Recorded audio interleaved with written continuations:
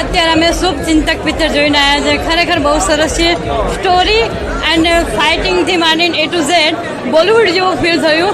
કડક મીઠી આપણે જેને આદુ ફુદીનાવાળી ચા કહીએ ને, જેને પીને કાંટો ચડે એવી શુભચિંતક ફિલ્મ છે. મારા શુભચિંતક સાથે જોવા જરૂર આ ફિલ્મ જોવા. ફિલ્મો શુભચિંતક છે એ બહુ અલગ છે, અને અલગ કેમ છે એના માટે તમારે ફિલ્મ જોવી પડે.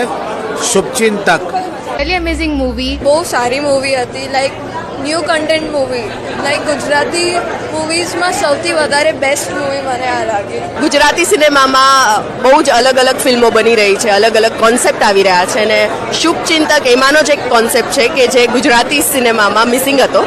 અને આઈ થિંક જો આવી જ રીતે ફિલ્મો બનતી રહેશે, આવી જ રીતે મેકર્સ કામ કરતા રહેશે, અને જેટલા પણ એક્ટર્સ હતા બધાએ બહુ જ સરસ પરફોર્મ કર્યું છે, તો આઈ થિંક 5-6 વર્ષમાં તો આપણી ઇન્ડસ્ટ્રી ઘણી આગળ હશે. ખરેખર એકવાર જોવા જજો.